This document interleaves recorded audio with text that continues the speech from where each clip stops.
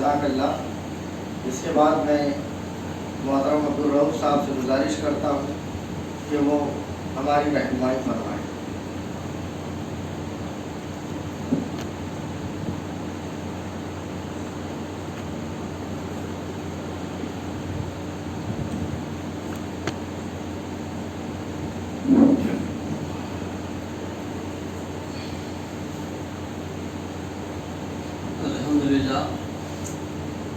الحمدللہ رب العالمین، والصلاۃ والسلام علی رسول الکریم الی یوم الدین۔ قال تبارک تعالیٰ فی القرآن المجید والفرقان الحمید، اعوذ باللہ من الشیطان الرجیم، بسم اللہ الرحمن الرحیم۔ وجاہدوا فی اللہ حق جہادہ هو اجتباکم وما جعل علیکم فی الدین من حرج ملۃ ابیکم ابراہیم وما سماکم المسلمین من قبل فی ھذا لیکون الرسول شہیدا علیکم وتکونوا شہداء علی الناس واقیموا الصلاۃ وآتوا الزکاۃ واعتصموا باللہ هو مولاکم ونعم المولی ونعم الوکیل۔ وقال رسول اللہ صلی اللہ علیہ وسلم خیر الناس من ينفع الناس او کما قال صلی اللہ علیہ وسلم۔ محترم بھائیوں، محترم بزرگوں، عزیز نوجوانوں، عزت مآب خواتین بہنوں، السلام علیکم ورحمۃ اللہ وبرکاتہ۔ رلاتا ہے تیرا نظارہ اے ہندوستان مجھ کو، کہ عبرت خیز ہے تیرا فسانہ سب فسانوں میں، وطن کی فکر کا ناداں مصیبت آنے والی ہے، تیری بربادیوں کے مشورے ہیں آسمانوں۔ حضرات، ہم یہاں آج اس لیے بیٹھے ہیں کہ ملک ملت کا، اس کے حالات کا تجزیہ کریں، زندہ جو مسائل ہے اس پہ گفتگو کریں، حالات کو تبدیل کرنے کے لیے ہم آج کی اس تاریخ میں اور آئندہ کے لیے کیا عمل تیار کر سکتے ہیں، اس کے لیے دل من کے ساتھ میں، بہترین کوششوں کے ساتھ میں، اس عزم کے ساتھ میں کہ انشاءاللہ ہم ملت اسلامیہ کی اور اس ملک کے نو کی نئی تعمیر کریں گے۔ کوئی بڑی بات نہیں ہے۔ اللہ تعالیٰ آپ کے عزائم کو دیکھنا چاہتا ہے، آپ کے اخلاص کو دیکھنا چاہتا ہے۔ کن فیکن، جب وہ مدد کرنے پہ آتا ہے تو حالات پھر فور میں تبدیل کر دیتا ہے۔ وہ اپنے بندوں کو آزماتا ہے کہ حالات کے اندر وہ کس طرح صبر شکر کے ساتھ، استقامت کے ساتھ، اپنی ایمانی کیفیت کے ساتھ کس طرح جینے کا عزم رکھتے ہیں۔ حالات وہی لاتا ہے، لیکن وہ حالات کبھی ہمارے لیے آزمائش ہوتے ہیں، کبھی مصیبت بنتے ہیں۔ مصیبت ان لوگوں کے لیے بنتے ہیں جو اپنی ذمہ داری کو ادا نہیں کرتے ہیں، آزمائشیں ان لوگوں کے لیے آتے ہیں جو جنت کی تمنا کرتے ہیں۔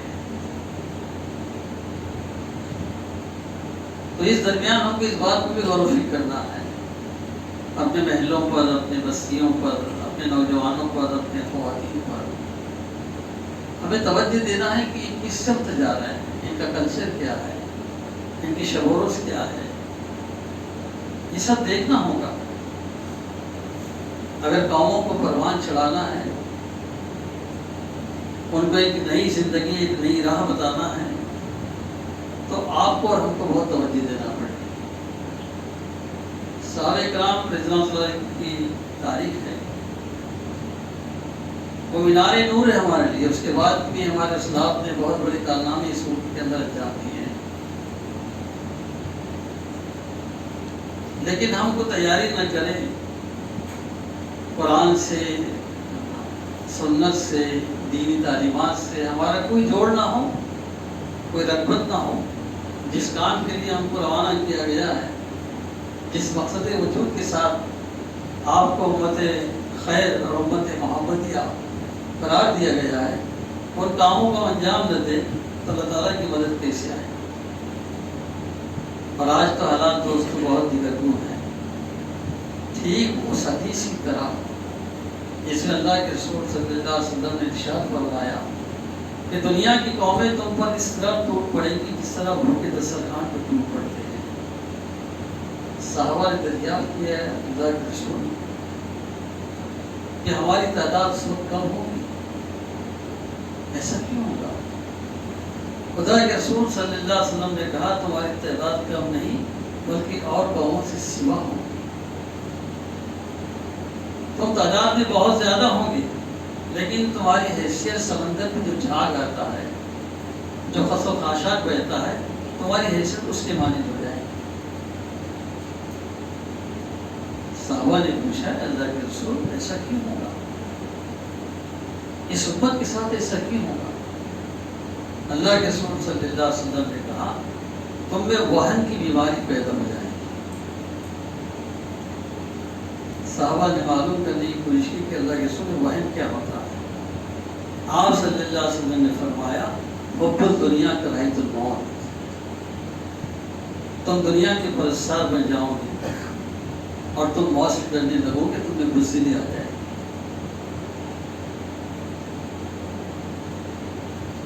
تو اگر اس حدیث کی روشنی میں دیکھیں عالمی سطح پر بھی اور ملک کی سطح پر بھی، میں اس لیے باتیں رکھ رہا ہوں، آپ کو پریشان کرنا مقصد نہیں ہے، ہم اصل موضوع کی طرف انشاءاللہ آئیں گے، سولوشن پر بھی آئیں گے، لیکن یہ رکھ رہا ہوں اس لیے کہ حالات ایسے ہیں کہ سپر طاقتیں ہمارے علاقوں میں چہل قدمی کے ساتھ جاتی ہے اور جس کو چاہتے بمبارڈ کر دیتی ہے۔ حالانکہ دنیا کے نقشے پر آج بھی یہ قوم بہت مالا مال ہے، امت مسلمہ۔ دنیا کی آبادی کا ہر 5واں آدمی مسلمان ہے، دنیا کی آبادی کا، اور انہی مسلم ممالک سے جو بحری اور بحری راستے جاتے ہیں وہ آپ کے ممالک سے گزرتے ہیں۔ آپ کے ممالک کی جو ہے زمینیں آج بھی سونا اگلتی ہیں، پیٹرول اور ڈیزل کے بڑے بڑے ذخائر ہیں، کئی قسم کی معدنیات سے یہ ممالک مالا مال ہیں۔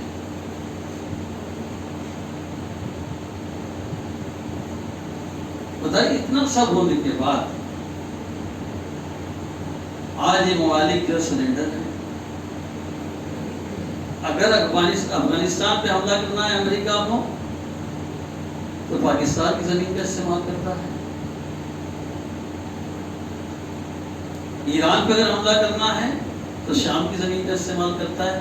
ہمارے ممالک کی زمین استعمال کر کر ہماری ممالک کو بمبارڈ کرتا ہے، ورنہ اس کو کوئی جگہ نہیں کھڑے رہنے کے لیے، بری اور بحری راستے ہمارے پاس ہیں۔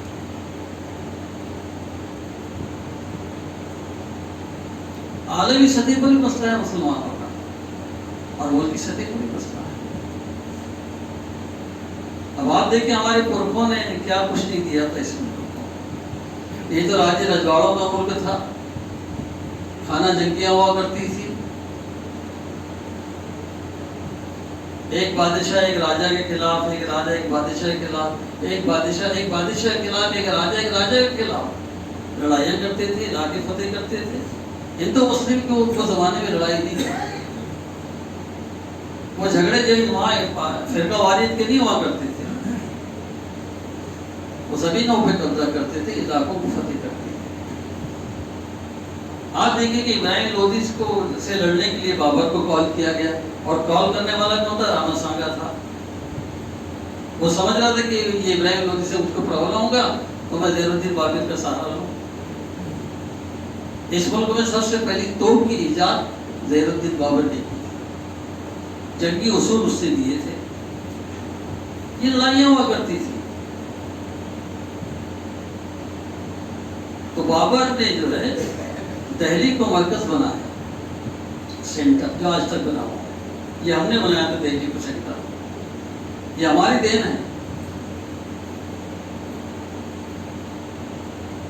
تو یہ سلسلہ در سلسلہ 700 سال کی دور حکومت میں چلتا رہا۔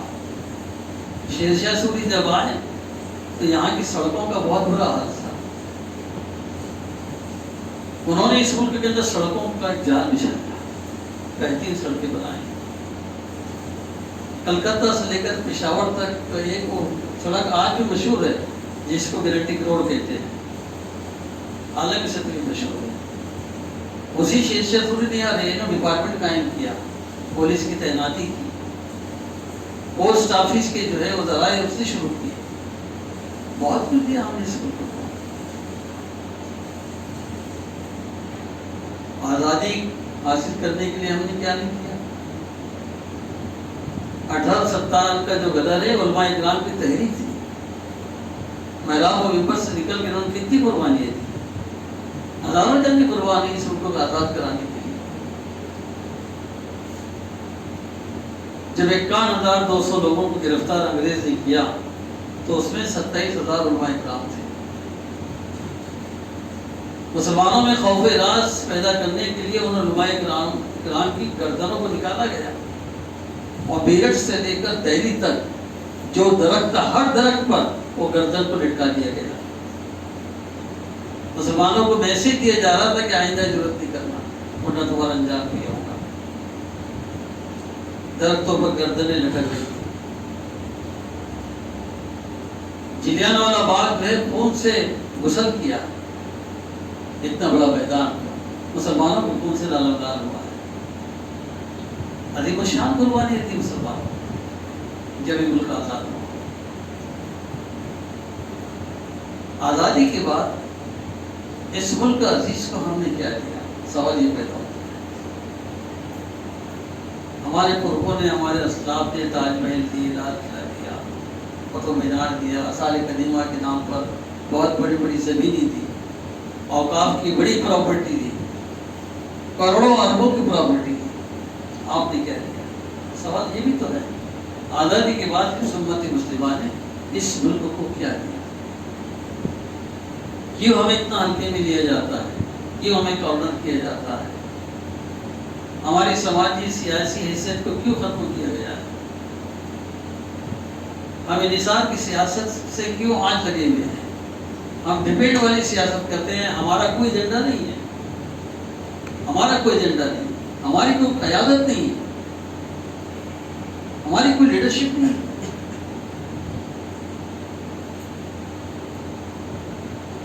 دوستو یہ کیا صورتحال ہو؟ تعلیم کے اندر ہم کہاں ہیں آج؟ ہمارے ہاتھوں میں سچے رپورٹ نہیں، اس میں بھی غور کریں۔ ایک میزائل مین یہاں آیا تھا بھارت میں، یہی کا رہنے والا تامل ناڈو کا، اس نے کوئی کارنامہ انجام دیا، دنیا کے اندر چرچے ہوئی۔ یورپین پارلیمنٹ کے اندر جب آدمی جاتا تھا APJ عبد الکلام، پوری پارلیمنٹ کھڑے ہو جاتی تھی، استقبال کرتے تھے، احترام کرتے تھے۔ کام کیا، لوگوں نے قدر کی، اس ملک کو راشٹرپتی بنا۔ وہ ہماری ملت کو کہا کرتا تھا کالج میں جا کر، اسکولوں میں جا کر، کہ جو قومیں سورج کو جگاتی ہیں اس قوموں کو کوئی مغلوب نہیں کر سکتا، اور جس قوم کو سورج بیدار کرتا ہے وہ قوم کبھی ترقی نہیں کر سکتی۔ لوگوں تمہارا خدا تم کو صبح اٹھاتا ہے۔ یہ بات تو بولے میں آج کہہ رہا ہوں، 4.5 سال کی تاریخ ہے، صلاۃ خیر من النوم، نیند سے پیاری نماز ہے، اٹھ جائیے۔ آپ کو اچھے اور بہتر کام کرنے کا آغاز کرنا ہے۔ بستیاں دیکھیے سوتے پڑے نہیں، جو 1 سب 1.5 سب جو مستقل آتے ہیں وہی ملیں گے آپ کو۔ اسرائیل کہتا ہے کہ جس دن مسلمانوں کی تعداد مساجد کی فجر کی نماز میں وہ تعداد جمعہ کے اندر آتی ہے، وہ جس دن فجر میں آنے لگ جائے، اس قوم کے انقلاب سے کوئی روک نہیں سکتا۔ دوسرے اسٹیٹمنٹ ہے آپ کے بارے میں، دشمن دے رہا ہے۔ کتنے سو رہے ہیں؟ اتنی غفلت کا شکار ہے. میں چیزیں اس لیے رکھ رہا ہوں کہ اس حقیقتوں کو پہلے آپ مان لیں، پھر ہم سولوشن پہ آتے ہیں. ٹھیک ہے، یہ تو ہوا ہے، یہ ہو رہا ہے، کیا اس میں آپ لوگ تبدیلی چاہتے ہیں؟ یہ موب لنچنگ ہوتی رہے، حجاب پر اور پسلا پر اور تمام چیزوں پر ایشو ہوتے رہے، اذانوں کی حکمت کرنے کی بات، اور ہم دیکھتے رہے.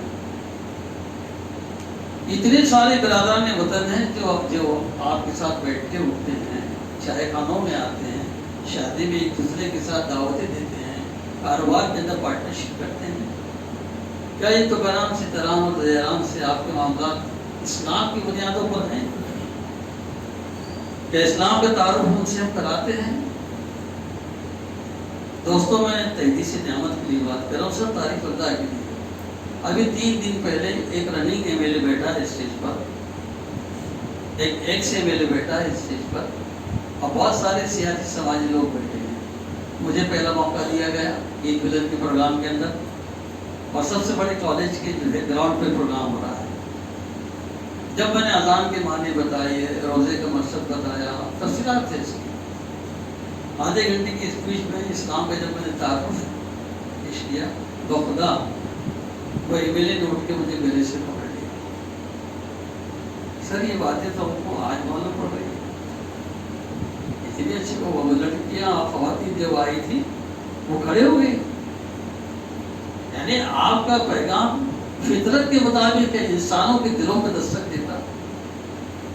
ہم نے ان تک نہیں پہنچایا دوست. اس ایم ایل اے نے اس مائک سے کھڑے ہو کر کہا یہ گیدرنگ شہر سے دور ہے، کالج کے لوگ کم آئے ہیں، اسکول کے سینٹر کے اندر، آبادی کے سینٹر کے اندر ہم پھر سے یہ پروگرام رکھیں گے.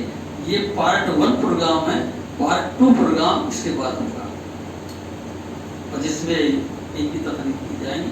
لوگ جو ہے آپ کی باتوں کو سننے کے لیے بے چین ہیں، پیاسے ہیں. یہ داعی کا رول جو ہے اس ملک میں ہم نے انجام دیا. وہ غلط فہمیاں ان کی جو ہے بڑھتی گئی، کیونکہ آر ایس ایس کی اسکولوں میں ان نوجوانوں کو یہ کہا جا رہا ہے کہ وہ دور جو تھا نا 700 سال کا، جودھا بائی کو جو حرم میں لیا تھا اس نے اکبر نے، ایسی ہماری کئی بیٹیاں، ہماری کئی بہنیں 700 سال کے اندر ان سے ریپ کیا گیا، ان کو اپنے حرم میں لیا گیا. ہماری بیٹیوں کے ساتھ بڑا انہوں نے استحصال کیا. یہ پڑھایا جاتا ہے، ان کے دماغ خراب کیے جاتے ہیں.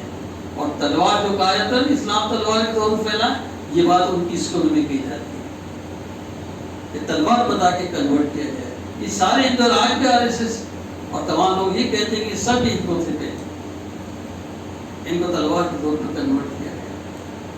یہ بلیم کیا جاتا، ہم پر یہ الزام لگایا جاتا.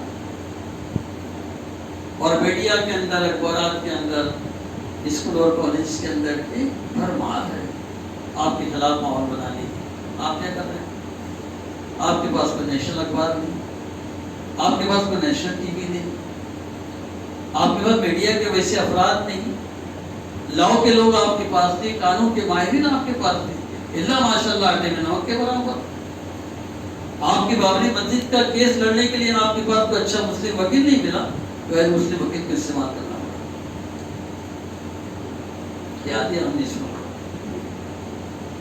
ہم اپنا بھی تو سوچیں. اتنے حالات ہو گئے، اتنے سب کچھ ہو گئے، تبدیلی کے لیے بے چینی ہونا چاہیے نا. صبح ہوتی ہے، شام ہوتی ہے، عمر یہی تمام ہوتی ہے. دن نکلا ہمارے میاں بھائی کے ہاتھ میں گوشت کی تھیلی ہے، آتے آتے تو بٹر ہے، چائے کی پتی، دودھ کی تھیلی، گھر میں بکری ہے تو بکری کا چارہ ہے، کاروبار پہ جا رہا ہے، سروس پہ جا رہا ہے، کیا لگتا ہے گھر میں ڈال دیے اور صبح سے شام تک پھر کوئی فکر نہیں.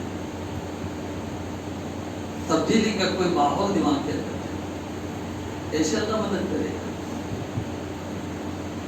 سورہ محمد کی 7 نمبر کی آیت میں بہت صاف بات کہی ہے، اس کو گرا میں مان لیجیے، آپ نوٹ کر لیجیے اس کو. 7 نمبر کی آیت، یا ایھا الذین آمنوا ان تنصروا اللہ ینصرکم ویثبت اقدامکم. یہ لوگوں جو ایمان لائے ہو، اللہ کہہ رہا تم میرے دین کی مدد کرو، میں تمہاری مدد کروں گا اور تمہارے قدموں کو مضبوط جما دوں گا. رب کائنات کہتا ہے، نوز باللہ یہ جھوٹا وعدہ کر رہا اللہ تعالیٰ۔ یہ قرآن میں آپ کو جا بجا مقامات میں بڑے حوصلے دیے گئے ہیں۔ اللہ کے رسول نے اپنی زندگی سے اس بات کو بتا دیا ہے کہ اکثریت پر یہ اقلیت کیسے غالب آتی ہے۔ وہ شعور تھا، انسانوں کے تئیں جو ہے بڑے ہمدرد تھے، وہ لاکھوں مربع میل پہ اسلام پھیل چکا تھا اسی تجارت کے لائن سے، مارکیٹ میں، بازار میں، یہاں وہاں اسلام کو ساتھ لے کے چلا گیا۔ وہ کام ہم کو آج کرنا پڑے گا، ایک طرف دعوتی کام، دوسری طرف اپنی ایمان کا ارتقا، اپنی شخصیت کی تعمیر، اسلامی اصولوں پر اپنی زندگیاں، ہمارے خواتین، ہمارے بچوں کی اسی اعتبار سے پرورش۔ میں دوپہر میں یہ بات کہہ رہا تھا ہماری خواتین بہنوں سے بھی، میری بہنوں تمہاری گودوں میں کبھی صلاح الدین ایوبی پیدا ہوا کرتے تھے۔ میں صحابہ کرام کی بات نہیں کر رہا ہوں، ایک صدی پہلے کی بات کر رہا ہوں۔ کبھی ٹیپو سلطان پیدا ہوتے تھے، طارق بن زیاد آتے تھے، علامہ اقبال آتے تھے، شبلی نعمانی پیدا ہوا کرتے تھے، سر سید آتے تھے، مولانا ابوالکلام آزاد پیدا ہوا کرتے تھے۔ یہ تمہیں نے تو دیا تھا، وہی مائیں تھی جنہوں نے وبا ہو کر اپنے بچوں کو دودھ پلا کر ان کی پرورش کی۔ آج وہ اولادیں کہاں ہیں؟ لائف اسٹائل بدل کے جا رہا ہے۔ ہماری بچیاں دیکھیں، شادی بیاہ میں وہ لاچھے اور یہ اور وہ، اور بیٹی پورا میں پہلے جائیں گے کیونکہ بچی کی شادی کرنا، ماں خود کہہ رہی کہ بیٹے وہاں بہت سے رشتے دار آئیں گے، ذرا اچھی سے اپنے بالوں کو اور اپنے کپڑوں کو صحیح کر دو۔ یہ مزاج کے ساتھ بے پردگی کا مظاہرہ ہوتا ہے۔ اسلامی تعلیمات سے کوس دور ہے، اللہ کو کیسے رحم آئے گا؟ ویسے تاریخ یہ بتا رہی کہ ہمیشہ باطل سے کش بخش رہی ہے، اور آپ پر یہ ظلم و ستم ہوا، زیادتی ہوئی، ایسی بات نہیں، اور قوموں پر بھی ہوا ہے ایسا، ان پر بھی ظلم ہوا ہے۔ جاپان کو جو ہے امریکہ نے جب کھدیڑا 6 اپریل 1945 کو پہلا بم ڈالا، ناگاساکی کو برباد کر دیا۔ 3 دن کے بعد 9 اپریل 1945 کو دوسرا بم ڈالا ہیروشیما پر، تباہ کر دیا، ساری عمارتیں نیچے آ گئی، لاکھوں انسان ختم ہو گئے۔ کیا وہ قوم جو ہے مایوس ہو کے بیٹھ گئی؟ سب کو بلایا، بٹھایا، عزم نو کے ساتھ پلاننگ کی، 2 ایجنڈے پہ کام کیا، ایجوکیشن اور فائنانس، اور تیسرا ایجنڈا تھا سائنس اور ٹیکنالوجی، ہم اس پہ کام کریں۔ توبہ کر لیا، ہم جھگڑے کے لیے، اب کس سے جنگ نہیں کریں، توبہ کر لیا۔ اس قوم نے جو ہے 17 سے 18 سال کے اندر ایسی ترقی کی کہ جس امریکہ نے اس کو برباد کیا تھا، آج کی تاریخ میں وہ امریکہ جاپان کا سب سے زیادہ مقروض ہے، جس نے اس کو تباہ کیا تھا۔ فائنینشلی برباد ہو گیا، اس کی بینکیں برباد ہو گئی۔ جاپان کا سب سے زیادہ قرضہ امریکہ پر، اور اس کی مارکیٹ بنی ہوئی ہے، ہر چیز جاپان کی منگی جاتی ہے۔ تو قومیں جو ہے پلان کریں، متحد ہو جائیں،